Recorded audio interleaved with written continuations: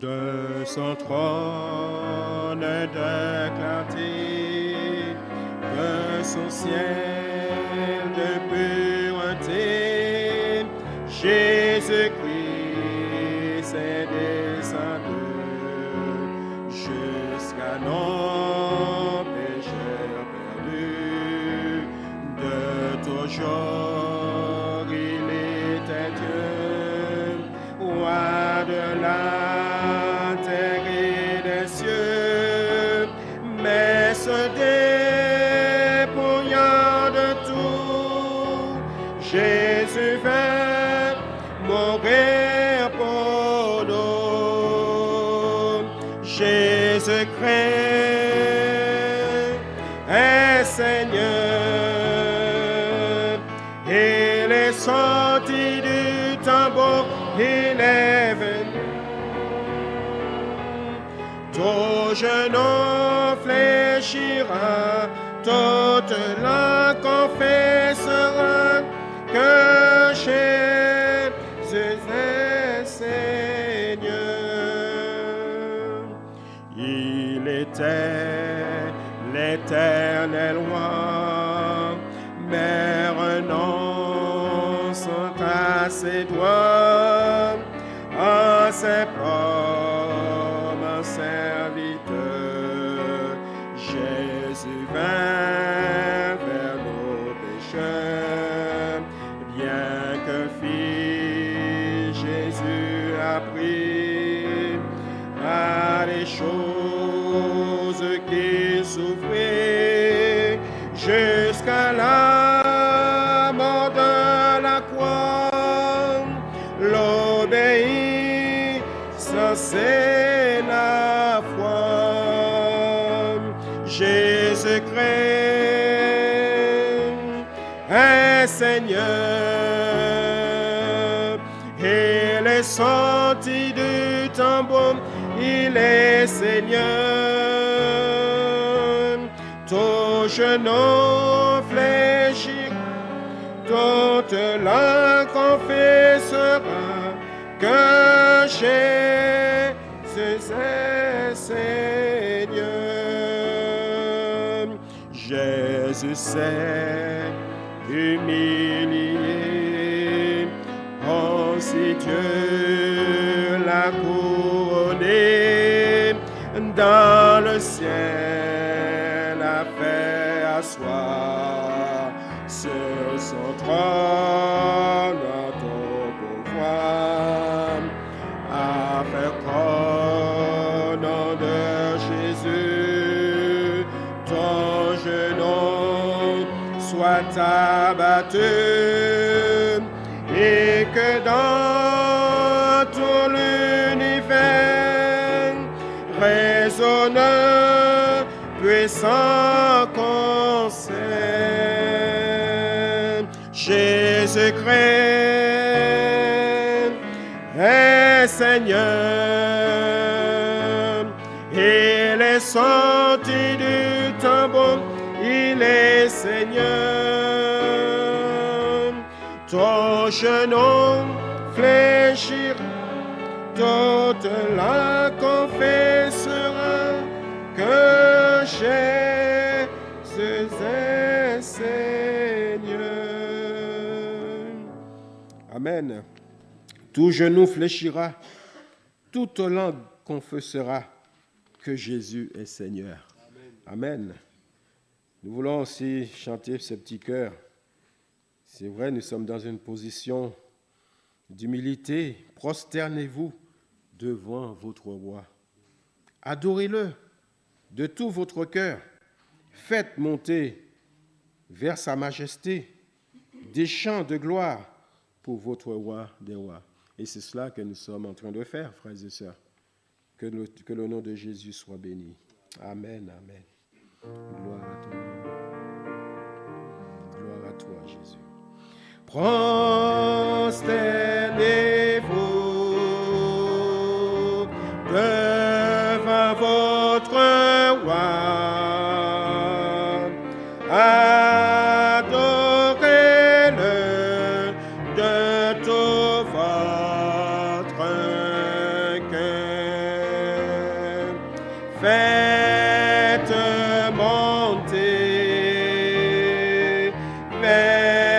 sa majesté.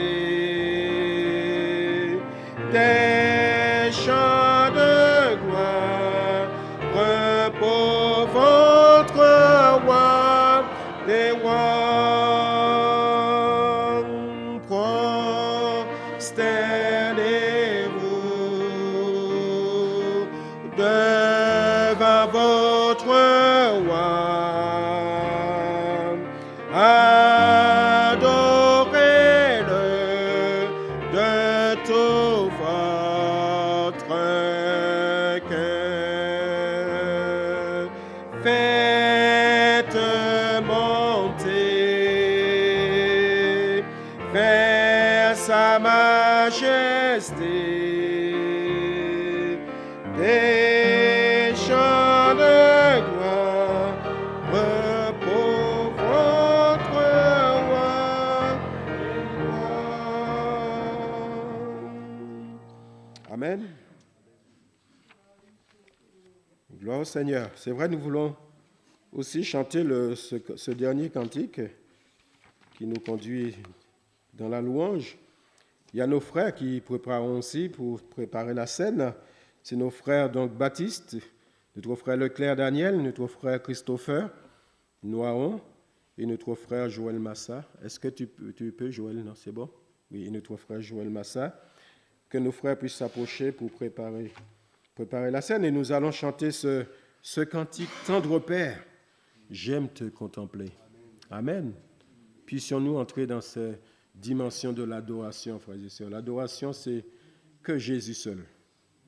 Autour de nous, c'est un globe, Jésus. Nos soucis, nous allons laisser à la porte nos soucis. Oui, c'est-à-dire que le Seigneur va s'en occuper. Vous savez que dans un contexte comme là, nous passons ce matin, que le Seigneur peut guérir. Amen. Vous le croyez? Il ne faut pas que nous plaçons des réunions pour ça. Hein. Le Seigneur, il est partout. Il peut tout. Il n'est pas limité, frères et sœurs. Alors, nos soucis, nos problèmes, le problème de tous les jours, le Seigneur le sait. Mais donnons ce moment que nous passons avec lui, de tout notre cœur. Confions ce moment. Et alors, lui s'occupera des autres choses, les par-dessus. Par-dessus tout, le Seigneur s'en occupe. Alors, chantons ce cantique de tout notre cœur.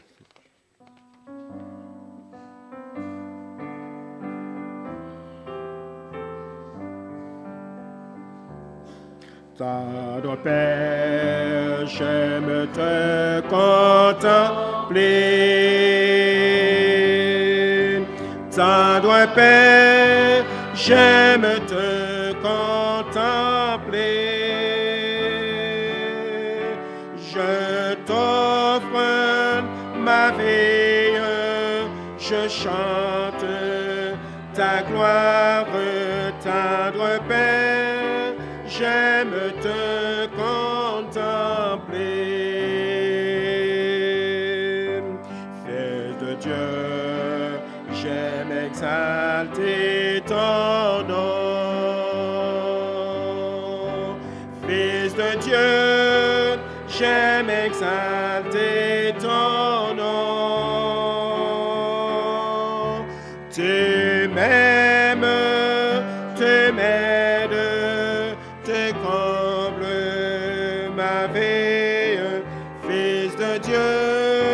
J'aime exalter ton nom. Saint-Esprit, tu éclaires ma vie. Saint-Esprit, tu éclaires ma vie. Te dirige mes pas, te reste près de moi. Saint-Esprit, tu éclaires ma vie. Amen. Gloire au Seigneur. Je vous invite donc à lire avec moi. Nous allons lire dans 1 Pierre, dans 1 Pierre chapitre 2.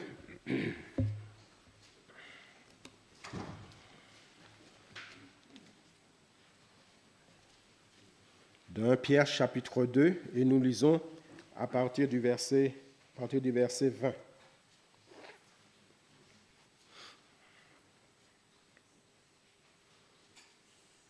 En effet, quelle gloire y a-t-il à supporter de mauvais traitements pour avoir commis des fautes?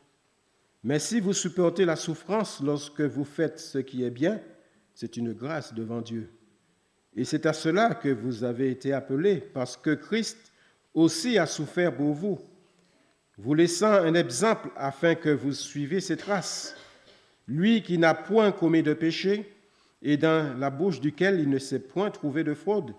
Lui qui injuriait ne rendait point d'injure, maltraité ne faisait point de menaces, mais s'en remettait à celui qui juge justement.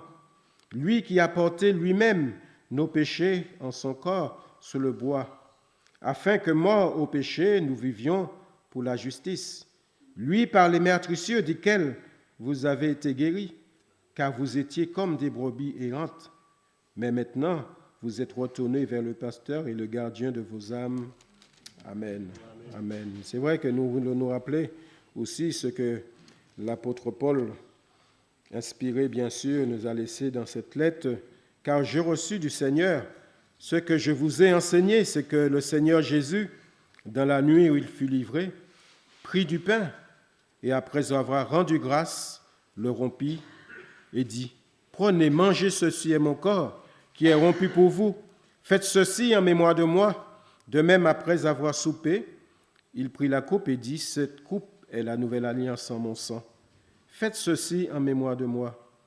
Toutes les fois que vous en boirez, car toutes les fois que vous mangez ce pain et que vous buvez cette coupe, vous annoncez la mort du Seigneur jusqu'à ce qu'il vienne.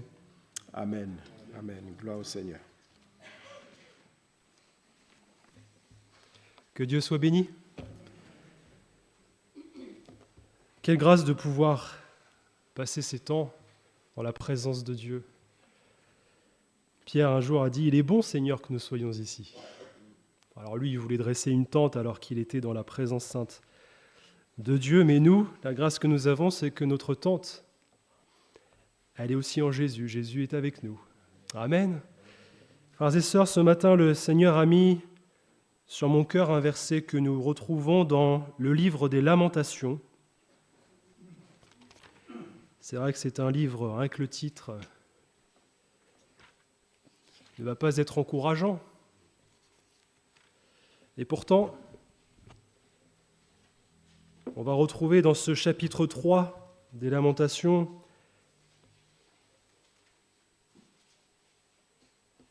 et au verset 22, un verset que l'on connaît bien. Commencerons par le verset 21 pour que nous ayons vraiment la pensée de Jérémie, l'auteur de ce livre. Lamentations, chapitre 3, verset 21. « Voici ce que je veux repasser en mon cœur, ce qui me donnera de l'espérance. Les bontés de l'Éternel ne sont pas épuisées, ses compassions ne sont pas à leur terme. Elles se renouvellent chaque matin.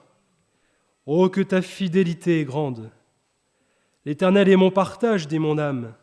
C'est pourquoi je veux espérer en lui.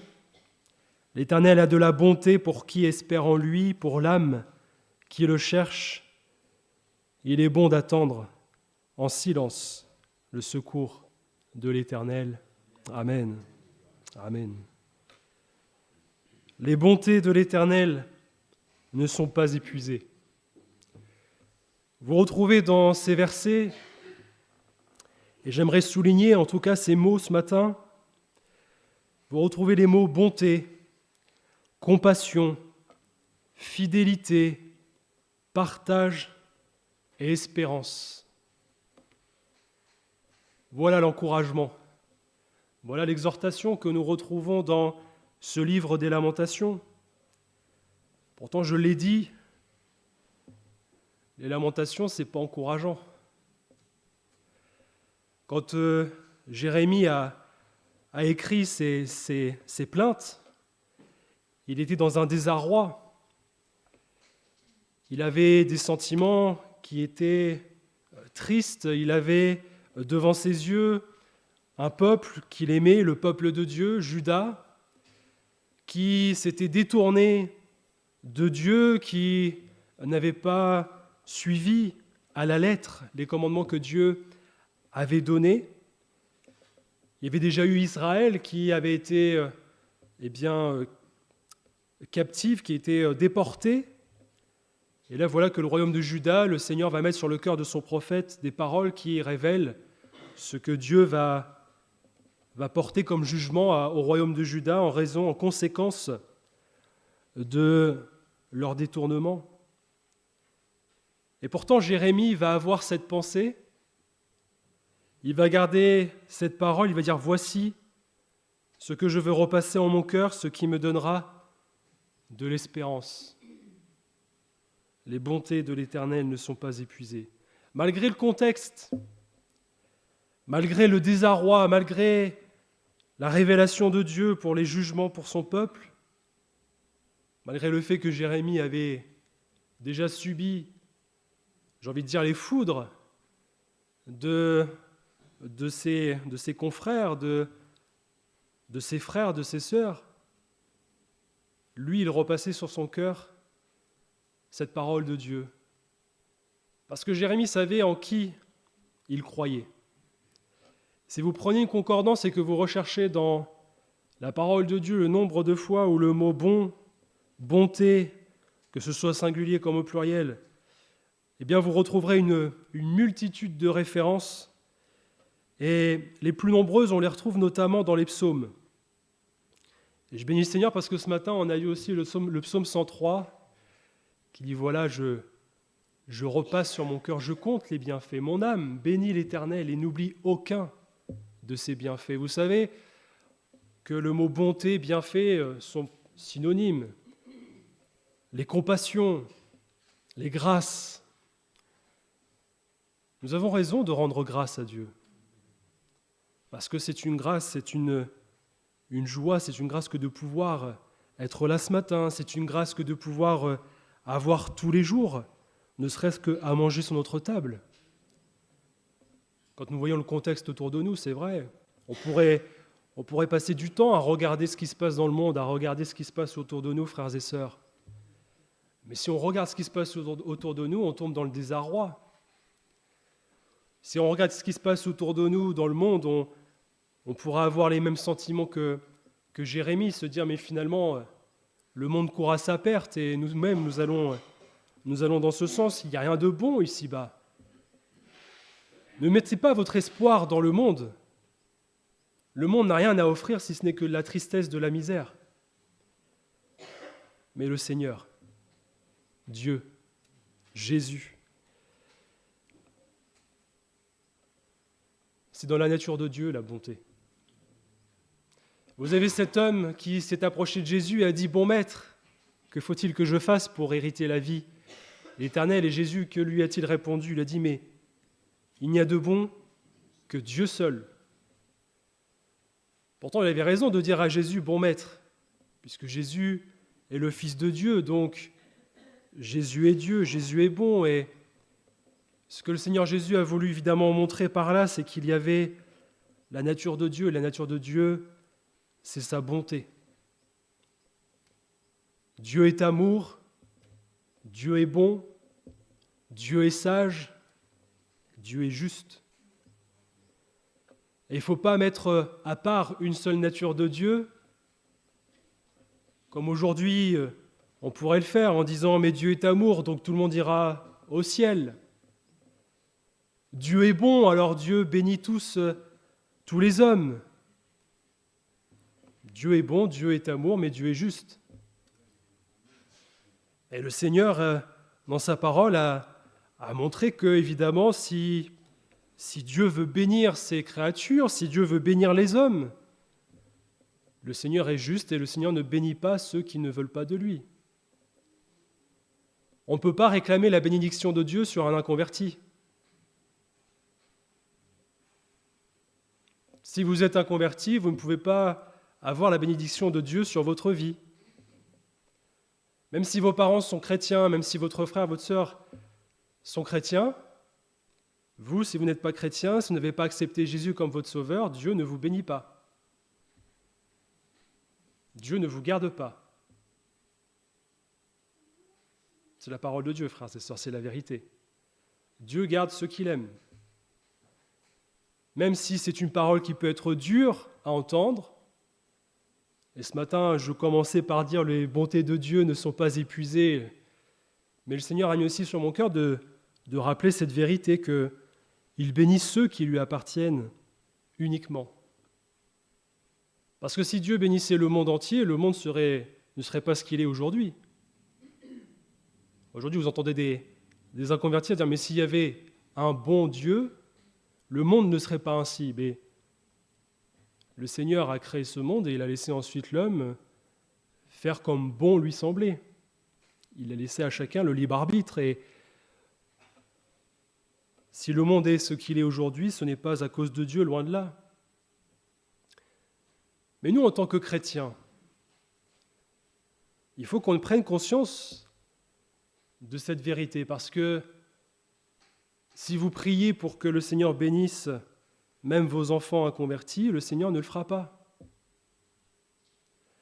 Vous savez, c'est quoi la seule bénédiction que Dieu peut raccorder à une âme inconvertie? C'est le salut, comme il l'a fait pour nous. Parce que le Seigneur, s'il est bon, il a aussi manifesté sa bonté envers tous les hommes. Il a manifesté son amour à la croix, mais il a manifesté aussi sa bonté à la croix. Parce que Dieu est bon, parce que Dieu veut bénir les hommes, les êtres humains, Dieu a donné Jésus. Dieu a livré son Fils, son unique, afin que tous nous soyons sauvés, afin que tous parviennent à la vie éternelle. Et c'est ça la richesse de la bonté de Dieu. Qu'est-ce que le Seigneur a à nous bénir dans les choses matérielles? Qu'est-ce qu'il a à forcément nous bénir dans notre vie ici-bas pour des choses d'ici-bas? À quoi ça sert si notre âme n'est pas au Seigneur? Donc la première chose que le Seigneur veut pour chacune de nos vies, pour ceux et celles qui lui appartiennent, mais aussi pour ceux et celles qui ne lui appartiennent pas encore, c'est de saisir la vie éternelle. C'est de saisir Jésus. Et nous, dans notre prière, nous devons aussi rechercher ces choses pour ceux qui n'appartiennent pas au Seigneur. Bien sûr, le Seigneur bénit le foyer d'un chrétien, d'une chrétienne. La parole de Dieu le dit. Parce qu'un père, parce qu'une mère appartient au Seigneur, l'enfant est béni. Mais ça passe par le père, la mère. Le Seigneur bénit le foyer, le Seigneur bénit la famille. Mais le Seigneur ne garde pas ceux qui ne lui appartiennent pas. Hier, j'ai assisté, en tout cas, j'ai vu la fin d'un accident. Les deux personnes n'ont rien eu, mais j'étais en train, devant la carcasse de la voiture, je me disais, mais c'est vrai que c'était un jeune, ce jeune aurait pu perdre la vie là, en quelques instants. Et on se dit, mais Seigneur, si nous, ça nous arrive, on va au ciel, on t'appartient. Mais lui. Et je regardais ce jeune, comment est-ce qu'il était, je me disais, mais là, devant cette voiture qui était détruite à moitié, je voyais le désarroi de ce jeune. Alors bien sûr, lui, il pensait matériel, il disait, mince, ma voiture, elle est neuve, etc. Et sa maman est arrivée, elle devait sans doute être chrétienne parce que voilà, elle était en train de faire des prières dans sa langue, mais... Et là, je me disais, mais Seigneur, ce jeune, tu ne le gardes pas s'il n'est pas à toi. J'ai entendu aussi le témoignage une fois, c'était pareil, des jeunes qui partaient en soirée, et puis la mère qui était chrétienne disait, mais demande au Seigneur de te garder, il faut que le Seigneur te garde. Et son enfant a répondu comme ça, a dit, s'il y avait de la place pour le Seigneur, on le mettrait dans le coffre. Ils ont eu un accident, ils ont tous été tués, et dans le coffre, il y avait un saladier en verre qui était intact. Et cette mère a rappelé que s'ils avaient mis Jésus dans le coffre, en tout cas le coffre, lui, il avait été gardé parce que le Seigneur était là. Mais ce témoignage, frères et sœurs, pour nous rappeler que le Seigneur regarde ceux qui lui appartiennent et on ne se moque pas de Dieu. Vous savez, c'est facile de proférer des paroles ici-bas, de l'orgueil humain, de se croire fort, mais devant des contextes, des circonstances, se rappeler que nos vies ne sont rien. Mais que si nous appartenons au Seigneur, lui, il est tout. Nous, notre espérance, notre partage, elle est en Dieu. Parce que le Seigneur, évidemment, ne regarde pas sa colère à toujours. Si le Seigneur garde sa colère pendant 3, 4 générations, sa miséricorde, elle, c'est sur 1000 générations. Vous faites le calcul, une génération, c'est 30 ans. Le Seigneur garde sa colère pendant 120 ans, mais il exerce sa miséricorde sur 30 000 ans. Parce que Dieu est bon. Et chaque matin, ses compassions se renouvellent envers nous. La grâce que nous avons, ce n'est pas par rapport à d'autres. On n'est pas là pour se mettre en avant, pour s'élever, pour dire « mais je suis meilleur que lui ou elle ». Non. La grâce que nous avons, c'est que Dieu nous garde. La grâce que nous avons, c'est que Dieu, chaque matin, renouvelle ses bienfaits. Et la parole de Dieu dit que lui, il demeure fidèle, même si nous sommes infidèles. Même si nous, parfois, nous allons nous lever le matin, on n'a pas le temps, on se prépare, on va au travail, on fait nos activités, on ne prend même pas le temps de prier. Même si on passe notre journée dans nos activités, à faire ce que nous avons à faire. Et même si le soir, nous pouvons parfois nous endormir sans penser à lui, il pense à nous toujours. Si nous sommes infidèles, inconstants, lui, il demeure fidèle, lui, il demeure constant dans ses voies. Ce n'est pas pour justifier, nous, notre propre attitude, en disant, puisque le Seigneur est bon, puisque le Seigneur nous garde, peu importe, c'est pas grave si je ne prends pas le temps le matin de prier, de lire ma Bible, etc. Si le soir, je ne prends pas le temps de remercier le Seigneur de m'avoir gardé, le Seigneur nous gardera, mais le Seigneur nous rappellera aussi que c'est une grâce. On ne peut pas passer nos vies, nos semaines, notre journée sans dire au Seigneur au moins merci de nous garder. L'apôtre Paul a écrit aux Romains « Méprises-tu les richesses de sa bonté, de sa patience et de sa longanimité, ne reconnaissant pas que la bonté de Dieu te pousse à la repentance. » Romains chapitre 2, verset 4. Oui, l'amour est plein de bonté. L'amour est plein de bonté.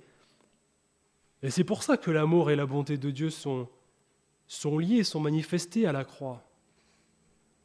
C'est parce que Dieu nous aime. C'est parce que Dieu est bon que nous sommes sauvés. Les bontés de Dieu sont inépuisables. Elles ne prennent jamais fin. Il est infini, le Seigneur. Et même si aujourd'hui, vous êtes peut-être dans un sentiment de désarroi, même si aujourd'hui vous êtes dans l'épreuve, dans la difficulté, dans la souffrance, les bontés de Dieu ne sont pas épuisées. On l'a lu ensemble aussi, il est bon d'attendre en silence le secours de l'Éternel. Alors, ce n'est pas le sujet de ma méditation ce matin, mais il est dit, il est bon d'attendre. Et parfois, il faut attendre. Parfois, le Seigneur sait ce qu'il fait et s'il ne nous accorde pas quelque chose tout de suite, il sait que cette chose, plus tard, elle sera excellente. Elle sera parfaite. Elle sera bonne pour nos vies parce que le Seigneur est bon. Après, c'est une question de foi. C'est une question de de mettre sa confiance dans le Seigneur, de croire que le Seigneur, de toute façon, il conduit, il dirige nos vies comme bon lui semble, mais surtout, il le fait de manière parfaite. À condition aussi de laisser le Seigneur faire. Parce que l'être humain, il est ce qu'il est. Parfois, on va dire, Seigneur, conduis-moi, Seigneur, dirige-moi dans les projets. Dirige-moi dans les projets que tu as pour ma vie, que vraiment toute ma vie soit conduite par toi. Alors le Seigneur, il dit, d'accord, je prends le volant, je conduis. Et puis, si vous avez quelqu'un à côté de vous, quand vous conduisez, qui vous dit, va par ici, fais ça, fais ci, non, pas par là, etc. Je ne sais pas ce que ça vous fait. Moi, des fois, j'ai envie de dire, bon, il y a un GPS, voilà, on va se laisser conduire quand même par soi. Mais le Seigneur, c'est la même chose. Si vous laissez le Seigneur conduire, mais que vous êtes à côté en train de lui dire, Seigneur, il faut que tu passes par-ci, il faut que tu passes par là, et puis que tu prennes telle route, le Seigneur, au bout d'un moment, il va dire, bah écoute, reprends le volant. Mais le Seigneur va dire aussi, moi je connais les chemins par lesquels il faut que tu passes, par lesquels il faut que tu traverses, et qui sont des bons chemins. Parfois, vous avez des chemins accidentés, des routes accidentées. Parfois, pour nous, ce ne sont pas des raccourcis, pour nous, c'est des routes qui nous rallongent. Mais le Seigneur sait ce qu'il fait. Le Seigneur conduit, le Seigneur dirige. Jérémie, c'est un prophète qui, honnêtement, j'aurais pas aimé être à sa place. Parce que pour annoncer ce qu'il avait annoncé au peuple de Dieu, à ses frères, à Juda, sachant les jugements que Dieu lui avait révélés, Jérémie s'est retrouvé en prison. Il a été mis à l'écart par ses frères et en plus, il a subi quand même des souffrances. Je me dis, mais Seigneur, tu as permis ça à ton serviteur. Parfois, on ne prend pas conscience que le Seigneur va utiliser un serviteur de Dieu, mais le Seigneur va aussi se servir de nous parfois pour que ces jugements s'accomplissent. Alors c'est facile de vouloir encore une fois dire « Seigneur, je veux te servir, je veux faire ta volonté », mais quand on prend aussi l'exemple de l'apôtre Paul, je le partageais avec mon beau-père, avec Sylvain, mais c'est vrai que c'est sûr, l'apôtre, le Seigneur lui a confié un ministère important, mais quand on voit tout ce qu'il a fait auparavant, il a été quand même l'un des plus grands persécuteurs de l'Église, mais le Seigneur a fait de lui l'un des plus grands apôtres, après le Seigneur Jésus. Mais ça va de pair. Et pour nous, pour nos vies, c'est pareil, frères et sœurs. Si on a vraiment envie de servir le Seigneur, si on veut que le Seigneur se serve de nous, on va mettre toute notre bonne volonté, on va faire en sorte que les choses se fassent et le Seigneur va faire ce qu'il a prévu pour nous.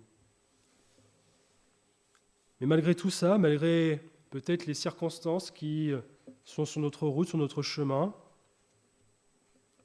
eh bien nous rappeler que le ruisseau de Dieu est plein d'eau. Que justement les bienfaits de Dieu ne vont jamais s'arrêter. Ce ruisseau, il ne souffre d'aucune sécheresse. À aucun moment il est vide. On va rentrer dans une période où peut-être qu'on va retrouver des rivières et des fleuves amoindris, mais la bonté de Dieu, elle ne s'arrête jamais. Elle est un torrent, elle est une pluie qui vient arroser nos cœurs, qui vient nous faire du bien, qui vient toujours nous rappeler combien le Seigneur est bon, combien le Seigneur nous aime, combien le Seigneur aussi est fidèle. Parce que la fidélité de Dieu est grande. Et c'est à cause de cette fidélité que Jérémie a pu repasser sur son cœur, a pu dire en son âme qu'il voulait espérer en lui. Compte les bienfaits de Dieu. Prends le temps, mon frère, ma sœur, chaque jour, de compter les bienfaits de Dieu. Parce que là aussi, le Seigneur, bien sûr, il bénit sans rien attendre en retour, mais je crois qu'il il mérite quand même notre reconnaissance pour tous ses bienfaits. Vous avez un toit? Vous avez à manger? Alors attention, vous avez assez à manger. Le repas, il faut considérer, attention, il ne faut pas chercher à avoir trop, mais toujours dans le contentement. Est-ce que vous avez des vêtements? Est-ce que vous avez tout ce qu'il faut pour que, dans votre vie, vous ne manquiez de rien? Mais ça, c'est une grâce de Dieu. Qu'est-ce que l'on a mérité pour avoir tous ces bienfaits? On méritait la mort, on méritait la condamnation. Mais le Seigneur, dans sa richesse, dans sa miséricorde, nous a accordé tous ces bienfaits et nous accordera toujours ces bienfaits. Alors ne vous inquiétez pas du lendemain, mais occupez-vous du ciel, occupez-vous du royaume de Dieu, de la justice de Dieu, occupez-vous de ces choses. Et même dans ces choses, le Seigneur bénit. Le Seigneur répond à son enfant qui prie, qui intercède, qui a dans le cœur le désir de voir les siens se tourner vers le Seigneur. Le Seigneur ne peut pas être indifférent, il a compassion de nous. Le Seigneur Jésus a été parfaitement homme, il a vécu comme nous ici-bas. Et s'il a vécu ici-bas comme nous, c'est pour aujourd'hui comprendre ce que nous vivons, ce que nous traversons. Jésus pleura. Jésus a pleuré. Mon frère, ma sœur, ce n'est pas grave de pleurer. C'est normal. Mais Jésus sait ce que c'est aussi de pleurer. Jésus, il sait ce que c'est que de perdre un être cher. Jésus, il sait ce que c'est que de se retrouver dans le désarroi. Jésus a souffert l'agonie. Donc Jésus sait très bien, il connaît les souffrances, il connaît les difficultés. Et le Seigneur, parce qu'il connaît ces choses, il est le seul le plus à même de vous apporter la consolation. Il est le seul le plus à même de vous apporter la miséricorde, la grâce. Ce serait facile. Il y a des choses que je n'ai pas vécues et que vous avez vécues. Je ne pourrais pas vous consoler, je ne pourrais pas vous apporter quelque chose. Mais lui, le Seigneur, lui, il sait. Et le Seigneur, le seul, peut apporter la consolation. Alors, si on veut prendre l'image de la bonté, on peut utiliser l'image du bon samaritain. Le bon samaritain, vous le savez bien, mais c'est ce personnage qui a pris soin de cet homme qui s'est retrouvé au milieu des brigands, qui a été meurtri, blessé. Bien sûr, c'est l'image de chaque chrétien que nous devons être, mais c'est aussi l'image de Jésus qui s'est arrêté sur le bord de notre chemin, qui a pris soin de nous. Et j'aimerais simplement faire le lien avec cette image de la parole de Dieu, avec le mot « partage ». Nous sommes appelés enfants de Dieu et nous sommes donc appelés, frères et sœurs, à être bons aussi. Parce que la bonté, c'est aussi un fruit de l'esprit. Bien sûr, le jour où nous nous convertissons, l'Esprit de Christ vient habiter dans nos cœurs et normalement, un homme qui était méchant devient bon, une femme qui était méchante devient meilleure. Je ne veux pas dire bonne. Normalement, on doit voir, quand quelqu'un se convertit, on doit voir les différences dans son caractère, dans son tempérament, entre ce qu'il était avant et ce qu'il est maintenant. La méchanceté ne fait pas partie de la vie du chrétien, du caractère du chrétien. Parce que l'Esprit de Christ est en nous, et l'Esprit de Christ, c'est l'Esprit de Dieu. Dieu est bon, et la bonté de Dieu doit habiter en nous. Mais c'est aussi un fruit de l'Esprit. Alors il faut faire la distinction, la différence entre les deux. Si évidemment, quand nous avons donné notre vie au Seigneur, le Seigneur est venu habiter dans nos cœurs, les autres ont pu voir le changement qui s'est opéré en nous. Vous avez des témoignages d'hommes et de femmes qui expliquent que auparavant, cet homme était violent, il maltraitait, il frappait, il était bagarreur, et aujourd'hui, le Seigneur est venu habiter dans son cœur et il est devenu doux, il est devenu calme, il est devenu posé, il n'y a plus du tout ce désir de se bagarrer ou autre. Et il y a aussi les sentiments, le caractère de Jésus, par les fruits de l'esprit qui doivent germer dans nos cœurs. L'amour de Dieu, l'amour est accompagné de cette bonté et de ces bienfaits. Et autour de nous, nous devons bénir. C'est pas normal qu'un chrétien, qu'une chrétienne soit méchant, méchante. C'est pas normal qu'on n'ait pas en nous le désir de faire le bien. Si on est chrétien, si on est chrétienne, on est appelé à bénir autour de nous. On est appelé à être des instruments de bénédiction. Et être un instrument de bénédiction, c'est faire le bien. Toutes sortes de biens. Vous avez dans ce monde, bien sûr, des œuvres qui sont bienfaisantes. Mais le Seigneur ne veut pas seulement que nous fassions du bien autour de nous de cette manière. Être bon avec l'autre. Ne pas avoir de mauvaises paroles. Ne pas avoir même de mauvaises pensées. Ça, c'est la bonté, ça, c'est l'amour de Dieu. Parce qu'avoir des apparences en disant, c'est simple, je donne pas, je fais pas ceci, je fais pas cela, mais d'avoir dans son cœur des pensées qui consisteraient, par exemple, à dire, oh là là, celui-là, celle-là, il mériterait ceci, il mériterait cela. Ça, ce ne sont pas des sentiments qui viennent du Seigneur. C'est pas possible.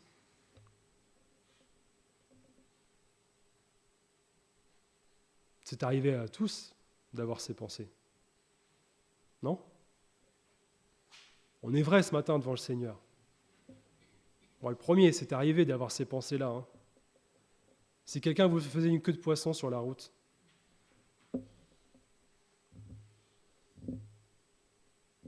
si quelqu'un se mettait à vous doubler sur la route à 120 km/h alors que c'est limité à 80, queue de poisson, etc., vous réagissez comment ? Je disais une fois, c'était un pasteur qui disait ça, vous voulez savoir comment quelqu'un est réellement, vous vous mettez à côté de lui en conduisant. Vous faites un bout de chemin en voiture avec lui et vous savez tout de suite à qui vous avez affaire. Parce qu'en voiture, on ne fait pas attention, vous avez le caractère qui ressort. Et plusieurs fois, mais alors, je souris parce que je sais très bien qui est dans l'auditoire et qui est à côté de moi quand je conduis aussi. Mais mon frère, ma soeur, si tu viens là ce matin à l'église et puis que toi-même, sur la route, une voiture commence à te faire une queue de poisson, etc., tu te mettais à klaxonner, qu'est-ce que tu fais, etc. Vous venez là à l'église, vous vous retrouvez tous les deux sur le parking. Mais vous faites comment ? Seigneur Jésus, merci parce que ce matin nous sommes là dans ta maison, unis d'un même cœur. Même si celui-là, j'ai voulu, il y a 1 heure, lui mettre une baffe, excusez-moi du terme. Ah oui, Dieu est bon, mais nous, comment est-ce que nous sommes ? C'est simple, hein, frères et sœurs, mais la vie chrétienne, c'est la vie pratique. Si vous êtes toujours bagarreur, est-ce que l'Esprit de Christ est réellement en vous ? Si vous avez envie de faire du mal autour de vous, si vous avez toujours au fond de vous quelque chose qui vous pousse à... Est-ce qu'en vous, vous avez ce fruit de l'esprit, la bonté ? Pareil, je revois un chrétien qui allait à l'église, qui allait à pied, et en fait quelqu'un s'arrête en voiture à côté de lui, il demande une direction, il dit « Est-ce que vous savez où se trouve telle direction ?» Et cette personne, en fait, elle était, vous voyez, des fois on est fatigué, on est pressé, etc. Elle était prête à l'envoyer à l'autre bout. À dire, c'est pas grave, je veux dire, allez, hop, vous prenez à droite, à gauche, puis c'est tout. Et puis en fait, elle dit, bon, c'est quand même pas, c'est pas correct quand même, hein, je suis chrétien.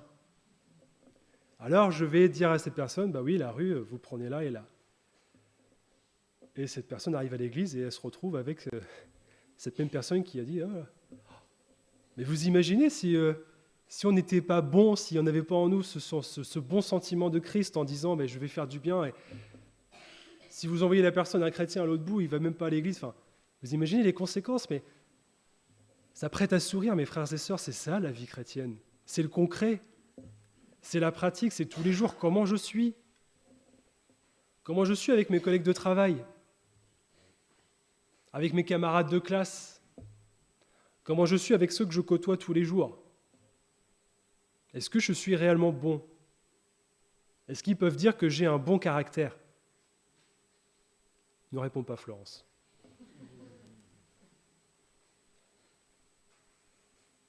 Mais le caractère, il a besoin d'être sanctifié tous les jours.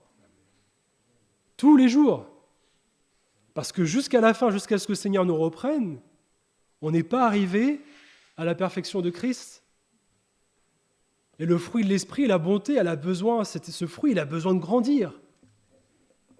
Et il grandit, vous le savez très bien, les fruits de l'esprit, ils grandissent uniquement par notre communion avec le Seigneur. Donc, en côtoyant celui qui est bon, je deviens bon. Si vous côtoyez les mauvaises compagnies, elles vont corrompre vos mœurs, elles vont corrompre vos notions, vos règles, vos normes. Mais si vous côtoyez, si vous êtes avec ceux qui, et celui évidemment, le Seigneur qui est bon, vous allez naturellement, j'ai envie de dire, être bon avec les autres. Alors attention toutefois, la bonté, il y a des limites. Ne soyons pas bons dans le compromis. J'ai dit tout à l'heure, le Seigneur est bon, le Seigneur est amour, mais le Seigneur est juste. Il y a la vérité aussi qui doit régner dans nos cœurs et parfois ça consiste à se taire, à laisser parler, parfois ça consiste aussi à rappeler avec fermeté, avec douceur, parce que le Seigneur est doux aussi, il faut rappeler avec douceur et fermeté la vérité. Le partage, c'est cette communion avec le Seigneur. Le partage, c'est cet échange avec le Seigneur. On peut remplacer ce mot partage par mon bien. Mon bien, c'est le Seigneur. Mon bien, c'est passer du temps avec lui. Et je sais très bien que si je ne passe pas du temps avec lui, malheureusement, c'est un peu comme cette sève qui va couler dans la plante. Si vous vous privez de la sève, vous allez peu à peu vous ternir, vous allez peu à peu perdre la vie. L'Éternel est mon partage, dit mon âme. C'est pourquoi je veux espérer en lui. Oui, l'espérance, elle fait partie aussi de ces choses qui demeurent avec la foi et l'amour. Mais notre espérance, elle vient de Dieu aussi. Et comme elle vient de Dieu, c'est par la bonté de Dieu que nous pouvons espérer en lui. Vous croyez que Dieu est bon ?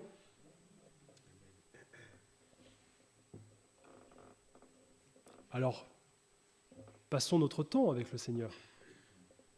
Passons du temps avec lui dans nos moments de partage que nous avons avec lui. À l'église, est-ce que vous faites du bien à l'église ? Il y en a au moins un. Vous faites du bien ici ?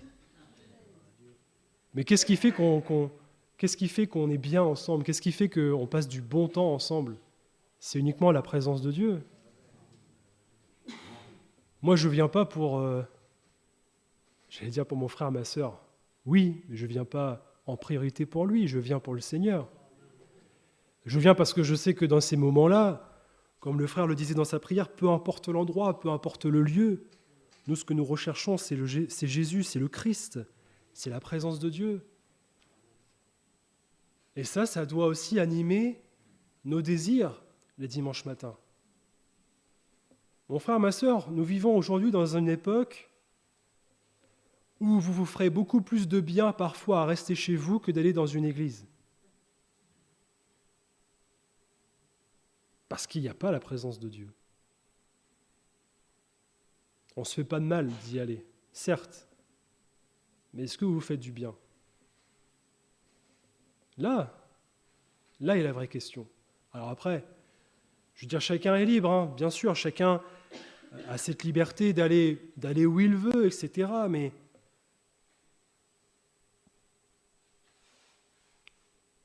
Mais si vous vous retrouvez dans un endroit où le Seigneur Jésus n'est pas là, ce n'est pas votre place.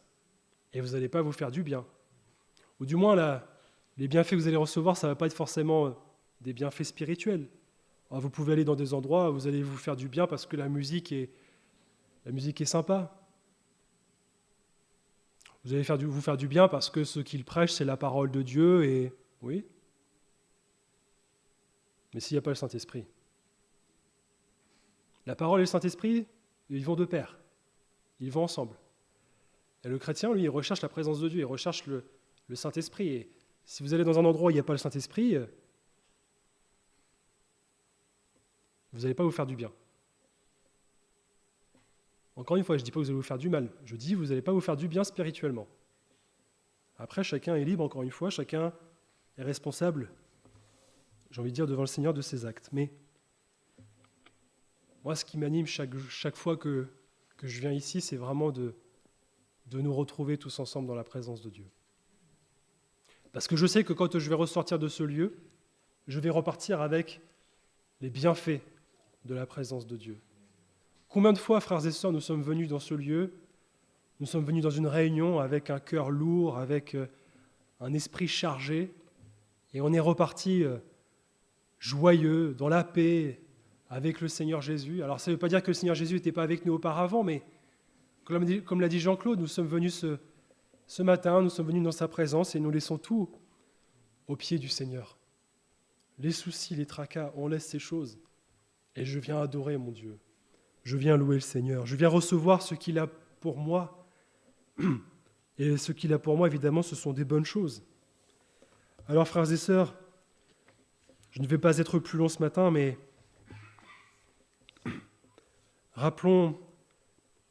repassons sur notre cœur ces textes. Si vous vous retrouvez un jour dans le désarroi, notez ce verset de Lamentation, chapitre 3, verset 22, et repassez sur votre cœur que les bontés de Dieu ne sont pas épuisées, que ses compassions se renouvellent chaque matin, chaque jour envers nous. Vous allez connaître, et nous allons tous connaître bientôt des difficultés encore plus grandes. Le meilleur est devant nous parce que Christ revient, mais les difficultés sont aussi devant nous. Et le monde ne va pas aller du bon côté, malheureusement, ça va aller de mal en pire, mais le Seigneur est là. Et je veux rappeler, simplement laisser ce verset, le ruisseau de Dieu est plein d'eau, et il sera plein d'eau jusqu'à ce qu'il nous reprenne. Que le Seigneur vous bénisse. Seigneur, je veux, avec mes frères et sœurs ce matin, repasser encore sur mon cœur, Seigneur Jésus, ces versets. Oui, Seigneur, tu es bon. Et tes compassions, tes bontés, Seigneur, tes bienfaits, tes grâces, jamais elles ne prennent fin. Parce que, Seigneur Jésus, tu exerces envers nous ta miséricorde. Tu exerces envers nous, Seigneur, ton amour, ta justice. Et je te bénis pour tout ce que tu es. Nous te bénissons, Seigneur, pour la grâce que nous avons ici à Pont-de-Mer de pouvoir nous retrouver dans ta présence. Seigneur, il est bon que nous soyons ici parce que tu es là. Seigneur, il y a partout dans ce monde des endroits, des lieux où nous n'avons pas à aller. Mais Seigneur, nous avons toujours à chercher ta divine présence. Qu'il est bon d'être à toi, qu'il est bon de t'appartenir. Et je te prie, Seigneur, pour ceux qui ne sont pas à toi, pour ceux, Seigneur, qui passent par la difficulté, qui passent, Seigneur, par l'épreuve, afin qu'ils découvrent cette richesse de ta bonté, afin qu'ils découvrent l'amour de Dieu manifesté en Jésus. Seigneur, je te prie de faire du bien à mon frère et à ma sœur. Tu sais, Seigneur, ceux qui ont besoin de ta grâce dans leur corps, ceux qui ont besoin de ta grâce dans leur esprit. Seigneur, fais-leur du bien. Fais-leur du bien, je t'en prie, Seigneur Jésus, qu'ils repartent de ce lieu avec la paix, avec la joie, Seigneur, avec ta présence. Seigneur, je te bénis pour tout ce que tu es. Je te loue et je t'adore, mon Dieu. Merci pour ta parole, Père. Amen. Alléluia.